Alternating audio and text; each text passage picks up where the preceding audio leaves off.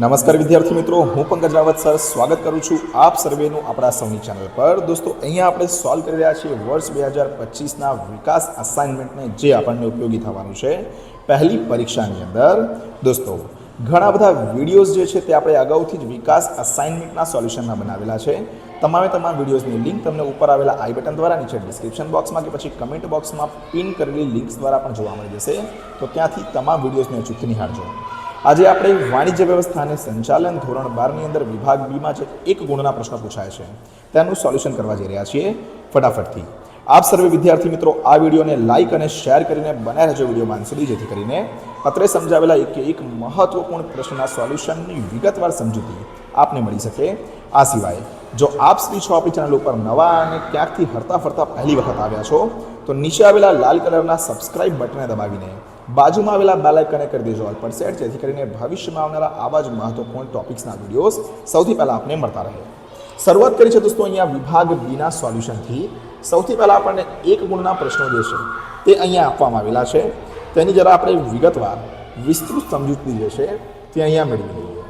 સૌથી પહેલાં ચેપ્ટર 1ની આપણે વાત કરીએ તો પ્રશ્ન છે કે ભાઈ સંચાલન કઈ કઈ પ્રવૃત્તિઓમાં જરૂરી છે?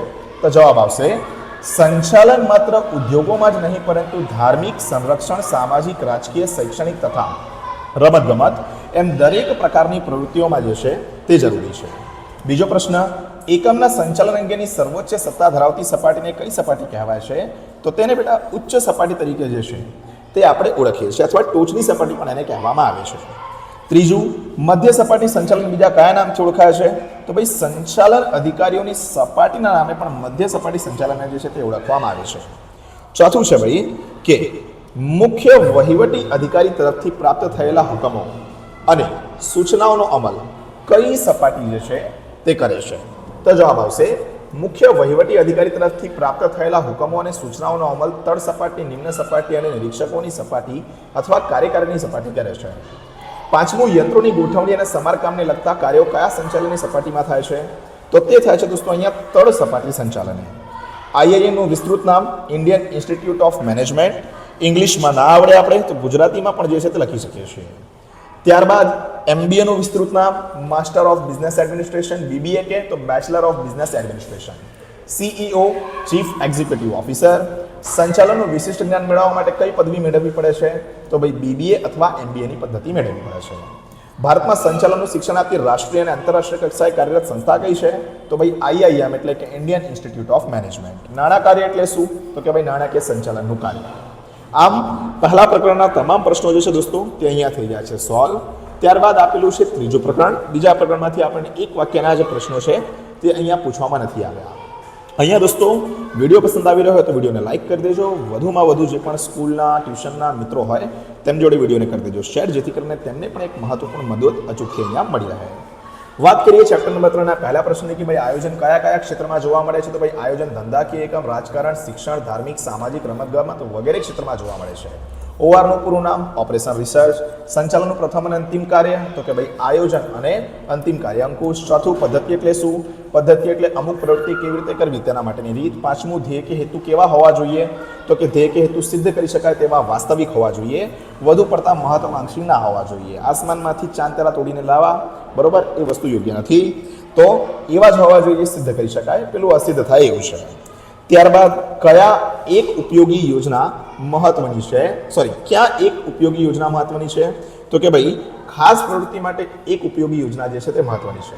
સાતમું, એકમનું જીવન ધ્યેય નક્કી કરતી યોજના કઈ? તો એકમનું જીવન ધ્યેય નક્કી કરતી યોજના વ્યૂહાત્મક યોજના છે। આઠમું, અંકુશના માધ્યમ તરીકે શેનો ઉપયોગ થાય? અંકુશના માધ્યમનો ઉપયોગ એકમના નિર્ધારિત ધ્યેયને સિદ્ધ કરવા માટે થાય છે। ત્યારબાદ ચોથા ચેપ્ટરની વાત કરીએ દોસ્તો। અહીંયા હજુ સુધી જો ઇન્સ્ટાગ્રામ પેજ આપણા છે તેમને તમે ફોલો ના કર્યા હોય તો ઇન્સ્ટાગ્રામ પર જઈને @DEX Academy આપણા ક્લાસીસનું પેજ અને @પંકજ રાવત સર મારું પર્સનલ પેજ ફોલો કરીને કોઈ પણ પ્રકારના તમારા સૂચનો, સલાહો છે તે તમે ત્યાં ચોક્કસથી મને આપી શકો છો। તો ઇન્સ્ટાગ્રામ પેજને ફોલો કરવાનું બિલકુલ પણ ના ભૂલતા। આગળ ચર્ચા કરીએ દોસ્તો અહીંયા પ્રકરણ નંબર 4ની। વ્યવસ્થાતંત્ર એટલે શું? તો કે ભાઈ સમાન ધ્યેય સિદ્ધ કરવા પ્રવૃત્ત થયેલ વ્યક્તિઓ વચ્ચે સત્તા અને જવાબદારીની વહેંચણી કરતું માળખું એટલે શું? વ્યવસ્થાતંત્ર। બીજું, સત્તા સોંપણી કોને કહેવાય? સામાન્ય અર્થમાં કહીએ તો સત્તા સોંપણી એટલે કાર્યને બીજાને સોંપણી કરવી અને તે કાર્ય કરવા માટેની સત્તા આપવી। ત્રીજું અવૈધિક વ્યવસ્થા તંત્ર એટલે શું? તો કે કોઈ પણ સભાનતાપૂર્વક હેતુ સિવાય સામૂહિક પરિણામમાં કાળો આપવા માટે આપોઆપો રચાયેલું આંતરિક સંબંધોનું માળખું એટલે અવૈધિક વ્યવસ્થા તંત્ર. ચોથું ઉત્તરદાયિત્વ કોને કહેવાય? તાબેદાર દ્વારા થયેલ કાર્યનો ઉત્તર આપવા તરતનો ઉપરી અધિકારી જવાબદાર હોય જેને શું કહેવામાં આવે છે? તો કે ઉત્તરદાયિત્વ કહેવામાં આવે છે. પાંચમો પ્રશ્ન, સંચાલનની સફળતાનો આધાર કોના પર રહેલો છે? તો કે માત્ર આયોજન ઉપર નથી, પર આયોજનના અસરકારક અમલ ઉપર પણ જે છે તે સંચાલનની સફળતાનો આધાર રહેલો છે. આગળ છઠ્ઠો પ્રશ્ન, વ્યવસ્થા તંત્રનો સૌથી પ્રાચીન અને સરળ પ્રકાર કયો છે? વ્યવસ્થા તંત્રનો સૌથી પ્રાચીન અને સરળ પ્રકાર રૈખિક વ્યવસ્થા તંત્ર છે. સાતમું, રૈખિક વ્યવસ્થા તંત્રને શા માટે વિભાગીય વ્યવસ્થા તંત્ર તરીકે ઓળખવામાં આવે છે?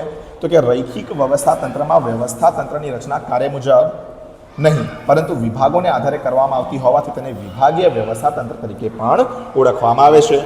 આઠમું, સત્તા કેવો અધિકાર છે? સત્તા એક એવો અધિકાર છે જેના દ્વારા અન્ય પાસેથી કામ લઈ શકાય છે. નવમું, ઉત્તરદાયિત્વ કઈ સપાટીથી કઈ સપાટી તરફ જાય છે? ઉત્તરદાયિત્વ નીચેની સપાટીથી ઉપરની સપાટી તરફ જે છે તે આપણને જતું જોવા મળે છે. આગળ, કયા વ્યવસ્થા તંત્રને લશ્કરી વ્યવસ્થા તંત્ર પણ કહે છે? તો કે રૈખિક વ્યવસ્થા તંત્રને લશ્કરી વ્યવસ્થા તંત્ર તરીકે પણ ઓળખવામાં આવે છે. 11, સત્તા સોંપણી કઈ સપાટીથી કઈ સપાટી તરફ જાય છે? સત્તા સોંપણી ઉપરની સપાટીથી નિમ્ન સપાટી તરફ આવે છે. 12મું અને છેલ્લું કે ભાઈ કયા વ્યવસ્થા તંત્રમાં શ્રમ વિભાજન અને વિશિષ્ટીકરણને વિશેષ સ્થાન આપવામાં આવે છે? તો કે ભાઈ કાર્યાનુસાર વ્યવસ્થા તંત્રમાં.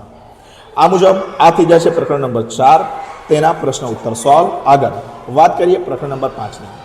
આચાર્યનું પૂરું નામ હ્યુમન રિસોર્સ મેનેજમેન્ટ. અગાઉ મેં કીધું ગુજરાતીમાં પણ લખી શકો છો. પસંદગીની પ્રક્રિયાનો આધાર તો કે ભાઈ એકમનું કદ, પ્રકાર અને કર્મચારીઓના પ્રકાર પર રહેલો છે. ત્રીજું, એકમનું ચાલક બળ કોણ છે? તો કે ભાઈ સંતુષ્ટ અને કાર્યનિષ્ઠ કર્મચારીઓ એકમનું ચાલક બળ છે. ચોથું, કર્મચારી વ્યવસ્થા એ કોની સાથે સંબંધ ધરાવે? તો કર્મચારી વ્યવસ્થા માનવ સાથે સંબંધ ધરાવે છે. પાંચમું, ઉમેદવારની આવડત કઈ કસોટી દ્વારા નક્કી થાય છે? તો કે ભાઈ ધંધાકીય કસોટી દ્વારા. છઠ્ઠું, કર્મચારી વિનાના વ્યવસ્થા તંત્રને કોની સાથે સરખાવવામાં આવે છે? તો કે ભાઈ હાડપિંજર. કેવા? આત્મા વિનાના હાડપિંજર જોડે સરખાવવામાં આવે છે. સાતમું, અસરકારક ભરતી માટે કઈ શ્રેષ્ઠ પદ્ધતિ છે? તો કે ભાઈ જાહેરાત દ્વારા ભરતી જે છે તે અસરકારક ભરતી માટેની શ્રેષ્ઠ પદ્ધતિ છે. આઠમું, ત્યારબાદ રોજ રોજ કર્મચારીઓ માટે ભરતીની કઈ પદ્ધતિ અનુકૂળ છે? તો યાદ રાખજો અહીંયા કે ભાઈ રોજના કર્મચારીઓ માટે દ્વાર પર થતી ભરતીની પદ્ધતિ જે છે તે સૌથી વધુ અનુકૂળ છે. છઠ્ઠું પ્રકરણ, પહેલો પ્રશ્ન, શારીરિક જરૂરિયાતોમાં કઈ જરૂરિયાતનો સમાવેશ થાય? તો કે શારીરિક જરૂરિયાતોમાં ખોરાક, પાણી, કપડાં, આવાસ વગેરે જરૂરિયાતોનો જે છે તે સમાવેશ થાય. આની અંદર એક આપણે શિક્ષણ જે છે તેને પણ ઉમેરી શકીએ છીએ. બીજું, આયોજન અને વ્યવસ્થા તંત્ર દ્વારા લેવાયેલા નિર્ણયો કોણ અમલમાં મૂકે છે? તો કે આયોજન અને વ્યવસ્થા તંત્ર દ્વારા લેવાયેલા નિર્ણયોને દોરવણી અમલમાં મૂકે છે. ત્રીજો પ્રશ્ન, નિરીક્ષણના કાર્યને કોના કાર્ય સાથે સરખાવવામાં આવ્યું છે? તો નિરીક્ષણના કાર્યને કર્મચારીઓના મિત્ર, દાર્શનિક અને માર્ગદર્શક સાથે સરખાવવામાં આવ્યું છે. ચોથું, માનવીની કઈ જરૂરિયાતો સૌથી વધુ અગ્રતા ક્રમવાળી છે? તો શારીરિક અને પ્રાથમિક જરૂરિયાતો સૌથી વધુ અગ્રતા ક્રમવાળી છે. ત્યારબાદ નફા ભાગ એટલે શું? તો કે એકમના નફામાંથી ચોક્કસ ભાગ કામદારોને નાણાં રૂપે વેતન ઉપરાંત ચૂકવવામાં આવે તેને નફા ભાગ કહે છે. છઠ્ઠું, આત્મવિશ્વાસ અને ડરથી માહિતી સંચાર ઉપર શું અસર થાય છે? તો કે જ્યારે વ્યવસ્થા તંત્રમાં આત્મવિશ્વાસ અને ડરનું વાતાવરણ પ્રવર્તતું હોય ત્યારે દરેક સંદેશાને શંકાની દ્રષ્ટિએ જે છે તે અહીંયા જોવામાં આવે છે. ત્યારબાદ સાતમો પ્રશ્ન, નેતૃત્વના અમલ માટે શું જરૂરી છે? તો કે નેતૃત્વના અમલ માટે તાબેદાર જરૂરી છે. દોરવણીનું કાર્ય શું છે? તો કે ભાઈ કર્મચારીઓને સોંપેલું કામ કરાવવું એ દોરવણીનું કામ છે. નવમું, માનવીની મૂળભૂત જરૂરિયાતો કઈ? તો કે શારીરિક જરૂરિયાતો એ મૂળભૂત જરૂરિયાતો છે. કયો માહિતી સંચાર વધુ પરિવર્તનશીલ હોય છે? તો કે અવૈધિક માહિતી સંચાર વધુ પરિવર્તનશીલ હોય છે. 11, કયા માહિતી સંચારમાં વિધિને કોઈ મહત્વ નથી? તો અવૈધિક માહિતી સંચારમાં વિધિને કોઈ મહત્વ નથી. ત્યારબાદ સાતમું, આયોજનને સંચાલનના કયા કાર્ય સાથે ગાઢ સંબંધ છે? તો કે અંકુશના કાર્ય સાથે. બીજું, સંચાલનના બધા જ કાર્યો કયા કાર્ય પહેલાં કરવામાં આવે અને આવશ્યક છે તેવા જરૂરી છે? તો કે સંચાલકના બધા જ કાર્યો અંકુશના કાર્ય પહેલાં કરવામાં આવે તે આવશ્યક અને જરૂરી છે. ત્રીજું, કામગીરીનું માપન શા માટે જરૂરી છે? તો કે ભાઈ પૂર્વ નિર્ધારિત ધોરણે મુજબ કામ થાય છે કે નહીં તે જાણવા માટે કામગીરીનું માપન થવું જરૂરી છે. ધ્યેય કેવા હોવા જોઈએ? તો કે લાંબા ગાળાના કે ટૂંકા ગાળાના હોઈ શકે છે અને વાસ્તવિક ખાસ કરીને તો હોવા જોઈએ. પાંચમું, કામગીરીની શરૂઆત થાય ત્યારથી કયું કાર્ય શરૂ થાય છે? તો કે ભાઈ અંકુશનું કાર્ય. ધ્યેય કોણ નક્કી કરે છે અને કોણ તેને અસરકારક બનાવે છે? આયોજન ધ્યેય નક્કી કરે છે અને અંકુશ તેને અસરકારક બનાવે છે. અંકુશનું હાર્દ શું છે? પૂર્વ નિર્ધારિત ધોરણો મુજબ કાર્યો થતા રહે અને પ્રવૃત્તિઓનું નિયમન કરવું એ અંકુશનું હાર્દ છે. આઠમું, સંચાલનના બે ખૂબ જ મહત્વના પરસ્પર આધારિત કાર્યો કયા? તો કે ભાઈ આયોજન અને અંકુશ. 9 ધોરણો કે પ્રમાણો શું છે? ધોરણો કે પ્રમાણો એક પ્રકારના માપદંડ છે જેની સાથે થયેલી કામગીરીને સરખાવીને તેનું મૂલ્યાંકન કરવામાં આવે છે. 10 નિર્ધારિત ધોરણો કેવા હોઈ શકે છે? નિર્ધારિત ધોરણો સંખ્યાત્મક અથવા ગુણાત્મક હોઈ શકે છે. 11 અને છેલ્લું અંકુશ પ્રક્રિયાનો છેલ્લો તબક્કો કયો છે? તો ભાઈ સુધારાલક્ષી પગલાં એ અંકુશ પ્રક્રિયાનો છેલ્લો તબક્કો છે. આ મિત્રો આવી રીતે વિભાગ બી વાણિજ્ય વ્યવસ્થા અને સંચાલન એટલે કે બીએ વિષયનું થાય છે પૂર્ણ. આશા રાખું છું વિડીયોમાં યોગ્ય માહિતી મળી ગઈ હશે અને આ વિડીયો ચોક્કસથી આપના માટે મદદરૂપ જે છે તે સાબિત થશે. હાલ આજના વિડીયોમાં આટલું રાખીએ છીએ. મળીએ છીએ જલ્દી જ નવા વિડીયોમાં આવા જ કેટલાક મહત્વપૂર્ણ ટોપિકની સાથે. ત્યાર સુધી થેન્ક યુ સો મચ. જય હિન્દ, વંદે માતરમ.